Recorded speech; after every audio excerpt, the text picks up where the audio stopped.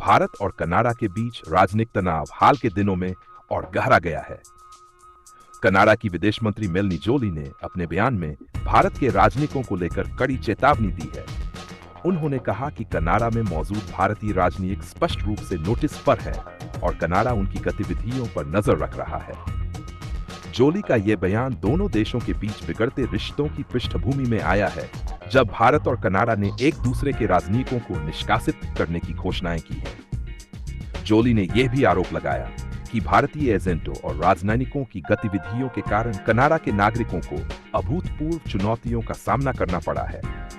उन्होंने साफ कहा कि कनाडा ऐसे किसी भी राजनीतिक को बर्दाश्त नहीं करेगा जो वियना संधि का उल्लंघन करता है या कनाडा के नागरिकों की सुरक्षा के लिए खतरा बनता है।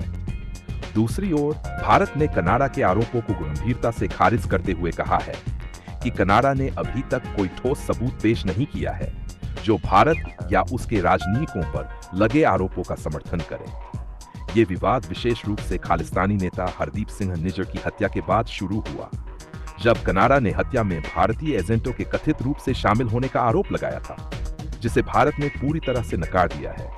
इस तनाव के चलते दोनों देशों के राजनीतिक संबंधों में गिरावट जारी है। भारत और कनाडा के संबंध ऐतिहासिक रूप से कूटनीतिक और व्यापारिक सहयोग पर आधारित रहे हैं, लेकिन हाल के वर्षों में इन रिश्तों में तनाव बढ़ा है। दोनों देशों के बीच अच्छे रिश्तों के पीछे व्यापार, शिक्षा और प्रवासी समुदाय का महत्वपूर्ण योगदान रहा है। हालांकि कुछ राजनीतिक और सुरक्षा मुद्दों ने तनाव पैदा किया है। 1. मजबूत पक्ष। प्रवासी समुदाय।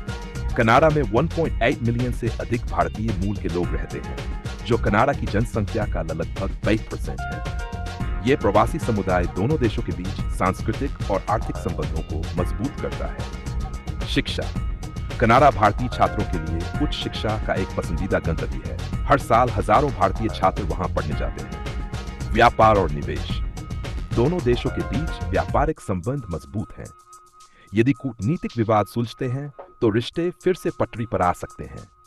दोनों देशों को साझा मुद्दों जैसे जलवायु परिवर्तन और वैश्विक व्यापार पर सहयोग को प्राथमिकता देने की जरूरत है। इस तरह भारत और कनाडा के संबंधों में अवसरों और चुनौतियों का मिश्रण है, लेकिन दोनों देशों को अपने मतभेदों को बातचीत और कूटनीति से सुलझाने की दिशा में काम करना होगा।